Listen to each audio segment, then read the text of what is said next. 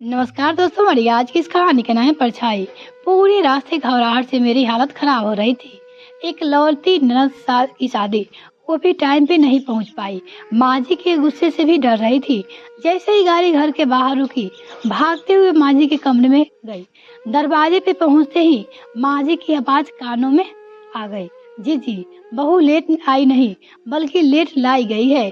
इसके बाद माँ जी ने जो कहा, उसे सुनते ही मेरी आंखों में आंसू आ गए। मेरे पैर भी कांपने लगे और मैं वहीं पे धड़ाम से गिर पड़ी। हेलो दोस्तों, मेरा नाम आकांक्षा है। मैं अपने पति के साथ शहर में एक किराए के घर में रहती हूँ और हमारी शादी के 3 साल हो गए थे, लेकिन अभी तक हम बेऔलाद थे। जिसके चलते मेरी सास ना जाने कितनी बार बात बात पे मुझे ताने भी दे चुकी है। वो इतनी सख्त और कठोर दिल की थी कि उन्हें मेरी भावनाओं की कोई भी कदर नहीं होती थी। कोई भी शुभ काम में वो मेरी परछाई भी नहीं पड़ने देना चाहती थी, क्योंकि उनकी नज़रों में मैं बास थी, अशुभ थी। मेरा एक ही ननद थी जिसकी शादी माँ जी ने तय कर दी थी। हम सब शादी में जाने के लिए अपने अपनी तैयारी में लग गए, लेकिन एक दिन अचानक ही माँ जी का फोन आता है और वो मेरे पति आलोक से कहती है, आलोक बेटा, तुम आज के आज ही गांव आ जाओ। शादी के बहुत ही सारे काम पड़े हैं। तुम्हारे पापा से अकेले कोई भी काम नहीं हो पा रहा है और ऐसे अचानक गांव चले जाना, अभी तो हमारी कोई तैयारी भी नहीं हुई थी। आलोक ने कहा, लेकिन माँ, आपको यह बातें पहले बतानी चाहिए थी। अभी हमारी कोई तैयारी नहीं हुई है, सामान भी खरीदनी बाकी है, कपड़े भी लेने हैं। तो माँ जी ने कहा, बेटा, कपड़े तो बहू भी ले आ सकती है, तुम यहाँ का देख लो, वो वहाँ का देख लेगी। माँ की बातें सुन आलोक हैरानी से कहती है, माँ, आपको कहने का मतलब क्या है आपका? क्या मैं अकेला जाऊंगा? आकांक्षा नहीं आएगी मेरे साथ? तो माँ जी ने कहा, अपनी बड़ी ही प्यारी और मीठी आवाज में कहा, बेटा, मेरी बात का मतलब समझकर, तेरी इकलौती बहन की शादी है और आकांक्षा की इकलौती ननद की, उसकी भी कुछ इच्छाएं होगी। तो आकांक्षा का अभी यहाँ पे कोई काम नहीं है, वह तो सब मैं कर लूंगी। अभी तेरा काम है, तू आ जा और अपना सारा काम आकांक्षा को बता दे। आकांक्षा को भी टाइम मिल जाएगा, वो अपनी तैयारी भी कर लेगी। आलोक को तो बात कहीं न कहीं सही लगी। उन्होंने मुझसे कहा, आकांक्षा, माँ का कहना है कि मैं अभी गांव चला जाऊं और तुम अपनी सारी तैयारी करके 10 दिन बाद आ जाना। पहले तो मुझे बहुत ही बुरा लगा, लेकिन मुझे अपने लिए साड़ियाँ भी लेनी थी, ननद के लिए भी कुछ खरीदनी थी। इसलिए ना चाहते हुए भी मैं रुक गई और आलोक चले जाते हैं। जाते जाते आलोक कह गए कि किसी को भी मुझे लेने के लिए भेजेंगे, आलोक से कह गए। इसलिए मैं निश्चित हो गई कि अब अपनी खरीदारी में लग गई। ननद के लिए मैंने अपने पसंद की कुछ ज्वेलरी, साड़ियाँ और जरूरत की कुछ चीजें खरीद ली थी। शादी का दिन आते आते मेरी सारी तैयारियां हो गई थी। अब बस शादी को बस 2 दिन रह गए थे। मैंने आलोक को फोन किया, कहाँ अभी तक तुमने किसी को भेजा नहीं मुझे लेने के लिए? ऐसा तो मैं शादी में यहीं रह जाऊंगी। तो आलोक ने कहा, नहीं आकांक्षा, मेरे मामा का बेटा राघव वहीं पे रहता है, वो कल चलेगा। मैं तुम्हें फोन करने ही वाला था, मैंने उसे बोल दिया है, वो तुम्हें लेते हुए आ जाएगा। इतना सुनने के बाद मैंने अपनी सारी पैकिंग कर ली, क्योंकि अगले दिन निकलना था और अगले दिन सुबह से ही तैयार होकर राघव का इंतजार कर रही थी कब आए और मैं निकलूं घर से। सुबह से दोपहर हो गई, दोपहर से शाम हो गई, अभी तक राघव नहीं आया। फिर मैंने आलोक को फोन किया और गुस्से में कहा, कहाँ रह गया राघव भैया? अब मैं कैसे आऊंगी बताओ? परसों की शादी है और पूरा 12-13 घंटा लगता है पहुंचने में। इससे अच्छा तो मैं अकेले ही चली जाती। तो आलोक ने कहा, आकांक्षा, तुम परेशान मत हो, मैं बात करता हूँ। 5 मिनट बाद आलोक का फिर फोन आता है और आलोक कहते हैं, आकांक्षा, आज भैया को कुछ ऑफिस में बहुत ही ज़रूरी ज़्यादा काम हो गया था और इसीलिए वह आज नहीं चलेंगे। वह कल सुबह आएँगे। तो आज की रात तुम भी आराम कर लो। कल उनके साथ आ जाना। इतना सुनकर मैं उदास हो गई। मुझे अपने ही ऊपर गुस्सा आ रहा था कि मैं रुकी ही क्यों गई थी। इससे अच्छा तो मैं आलोक के साथ ही चली गई होती या फिर अकेली भी जा सकती हूँ, लेकिन माँ जी के आगे किसी की नहीं चलती। अगर मैं अकेली चली जाती तो माँ जी पूरे 50 बातें सुनाती। इसलिए मन मानकर सो अगले दिन सुबह राघव भैया का आ गए और हम घर जाने के लिए निकल पड़े। ट्रेन में बैठे ही दिल दिमाग सब कुछ घर पहुंच गया। मैं सोचने लगी आज शाम को बारात आएगी, तब तक को हम वहां पहुंच ही जाएंगे। मैंने राघव से पूछा कि राघव भैया बारात आने से पहले हम पहुंच तो जाएंगे ना। तो राघव ने कहा हाँ भाभी जी, जरूर पहुंच जाएंगे। अगर ट्रेन टाइम पे पहुंचा देगी तो हम शाम को ही घर पहुंच जाएंगे। यह सुनकर थोड़ी मुझे तसल्ली हुई, लेकिन मन में कहीं न कहीं डर भी था कि ट्रेन लेट ना हो जाए। और आखिरकार हुआ वही जिसका डर था। ट्रेन पूरे 6 घंटे लेट हो गई। यह सुनते ही मुझे रोना आ गया, क्योंकि ट्रेन 6 घंटे लेट का मतलब तब तक तो शादी भी खत्म हो चुकी होगी और जब तक हम घर पहुंचेंगे तब तक तो शायद विदाई भी हो जाए। और हुआ वही। जैसे ही हम ट्रेन से उतरे हम कैब लेकर घर की ओर चल पड़े, लेकिन अपनी किस्मत कहे या फिर बदनसीबी, ड्राइवर रास्ता ही भटक गया और जाने हमें किसी दूसरे रास्ते पर घुमाता रहा। करीब 2 घंटे से भटक रहे थे। मैं बार बार आलोक को फोन करे जा रही थी, लेकिन आलोक शादी में बिजी थे और शोर शराबा डीजे गाने की आवाज से आगे फोन की आवाज कहाँ सुनाई देने वाली थी। भटकने भटकते आखिरकार हम घर पहुंच गए और अब तक मेरी ननद की तब तक विदाई हो चुकी थी। अब माँ जी का गुस्सा भरा चेहरा मेरी आंखों के आगे नाचने लगा कि माँ जी जरूर मेरे ऊपर चिल्लाएंगे, मुझे डांटेंगे। यह सोच सोच के मेरी हालत खराब हो रह गई थी।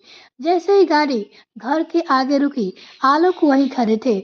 मैंने उसका हाथ पकड़ते हुए भागकर माँ जी के कमरे में गई ताकि उन्हें सारी बातें बता सकूं और उनका गुस्सा भी शांत कर सकूं।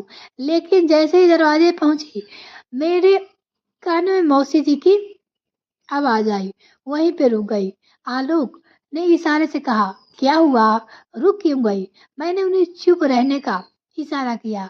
पहले मैं माँ जी की मुझसे जानना चाहती थी कि मूड कैसा है, तभी मौसी की आवाज आई।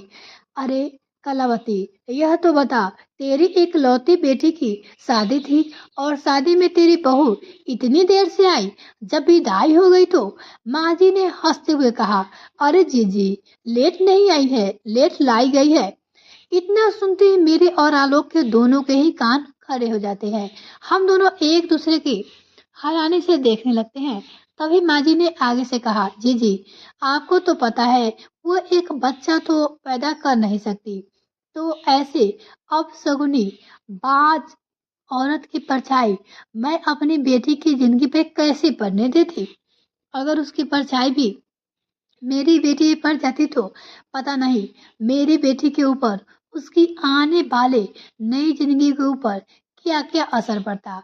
इसलिए मैंने अपना दिमाग चलाया और बेटे को पहले ही बुला लिया और उस बांझ को सारे शुभ काम से अपनी बेटी की शादी से दूर रखा। भाई बेटे का भी तो मुंह देखना था, इसलिए मैंने उसे राघव के साथ आने के लिए कहा, जिसको मैंने पहले ही बता दिया था कि उस अपशगुनी को कैसे कैसे भटकाते हुए लेकर आएगा। मैंने उसे साफ साफ मना किया था, जब तक मेरी बेटी की विदाई ना हो जाए वह बाज को मेरी बेटी के आस पास भी नहीं आनी चाहिए। बस वही हुआ। राघव ने वही किया जो मैंने उसे बताया था और जिसके चलते यह महारानी अभी आई है। कहते हुए माँ जी हंसने लगते हैं। माँ जी की बातें सुनकर मेरी आंखों में आंसू आ जाते हैं। पैरों पे खड़े होने की ताकत नहीं रहती है और मैं वहीं पे गिर पड़ती हूँ। आलोक मुझे लपकते हुए संभालते हैं और बिना कुछ बोले चुपचाप मुझे अपने कमरे में ले जाते हैं। आलोक भी एकदम शांत हो गए थे। उनके मुंह से एक भी शब्द नहीं निकल रहे थे। शायद उन्हें भी अपनी माँ की बातें सीधे दिल पे लगी थी। आलोक ने मुझे शांत कराया और अपने कपड़े उठाकर एक बैग में डाला और सीधे माँ जी के पास आए और कहने लगे, माँ अब तो आपका काम हो गया और आपका मतलब दोनों ही पूरा हो गया, और तो अब मैं यहाँ से जा रहा हूँ। अरे बेटा इतनी जल्दी क्यों? और बहू भी तो अभी भी आई है, तुरंत वापस क्यों जा रहे हो? बड़े ही मीठे शब्द में माँ जी ने कहा। लेकिन आज माँ जी की मीठी बातें भी हमारे दिल के लिए जहर के समान थी। माँ जी के आगे मैं कुछ नहीं बोल पाई और मैं बस लगातार रोए जा रही थी। लेकिन आलोक ने कहा, माँ जब तुम्हें आकांक्षा से इतनी परेशानी थी तो तुमने साफ साफ ही क्यों नहीं मना कर दिया? वो यहाँ पे अपनी आती ही नहीं, इतना घुमाने की क्या जरूरत है? बेचारे के दिल में नंद की शादी को लेकर कितने अरमान थे और तुम यहाँ अपना खेल खेल रही थी। माँ अकेले आकांक्षा ही कैसे अपशगुनी है? परछाई तो मेरी भी खराब है ना, क्योंकि अगर आकांक्षा माँ नहीं बन पाई तो मैं भी बाप नहीं बन पाया। इसलिए हम दोनों ही आपकी इस पवित्र घर से दूर जा रहे हैं, बहुत दूर, जहाँ हमारी परछाई भी आपकी नजर नहीं आएगी। माँ जी का चेहरा देखने ही नहीं बनता था। उसकी चोरी जो पकड़ी गई थी बिल्कुल सफेद हो गया था उनका चेहरा, आंखों में आंसू भी आ गए थे। आलोक मेरा हाथ पकड़ा और घर के बाहर निकल आए। पूरी रास्ते में रोती रही। आलोक को ही पूरे रास्ते बिल्कुल शांत रहे। घर आने के बाद आलोक ने मेरा हाथ पकड़ते हुए मुझे बेंच पे बिठाया और कहा, आकांक्षा क्या हुआ?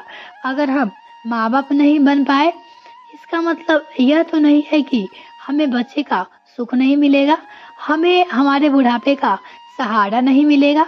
आकांक्षा जरूरी तो नहीं है कि जो बच्चा हो वह हमारा अपना ही हो, तो हमें तो बच्चे से मतलब है ना।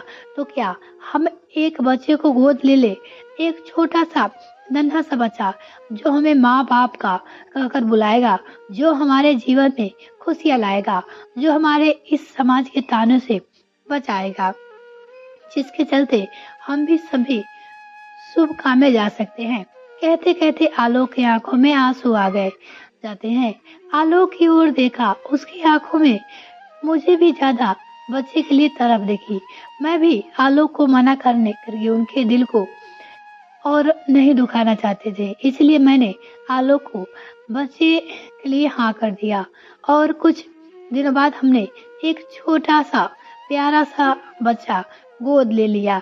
बच्चे को लेने से पहले हमने अपना रहने की जगह बदल दी ताकि हम कहाँ है, किस हालत में है, इसके बारे में किसी को भी कुछ पता न चले। क्योंकि अगर फिर माँ जी को पता चल गया कि यह बच्चा गोद लिया हुआ है तो कल को जब यह बड़ा हो गया तो माँ जी इसे भी अनाथ कहकर ही बुलाएगी और मेरे ऊपर से कभी भी बांझ होने का धब्बा नहीं हटेगी। हमने जगह बदल लिया और बच्चे के बारे में किसी को भी नहीं बताया। हमने अपनी दुनिया ही अलग कर ली थी और हम अपनी इस नई दुनिया में अपने बच्चे के साथ बहुत ही खुश थे। दोस्तों, भगवान सबकी किस्मत में सब कुछ नहीं लिखते। कोई कोई मेरी तरह होता है। जरूरी नहीं है कि बच्चा हम अपनी कोख से ही पैदा करें। अगर हमें हमारी किस्मत में माँ का सुख नहीं लिखा है तो क्या हुआ, माँ का प्यार लुटाना तो लिखा है। तो बच्चा चाहे हमारी कोख से हो, जन्मा हो या फिर किसी और की। उम्मीद है कि ये कहानी आपको पसंद आई होगी। अगर आपको ये कहानी पसंद आए तो अपनी फैमिली और दोस्तों में जरूर शेयर करें। साथ ही वीडियो को लाइक करें और चैनल को सब्सक्राइब कर दें और कमेंट सेक्शन में आप अपनी राय आवाज़ से ही लिखें। इसी तरह के और सारे कहानी पढ़ने के लिए हमारे साथ जुड़े रहे। इस कहानी को पढ़ने के लिए बहुत बहुत धन्यवाद। यदि आपके पास भी ऐसी कोई कहानी है तो आप मुझे ईमेल द्वारा भेज सकते हैं। बहुत बहुत धन्यवाद।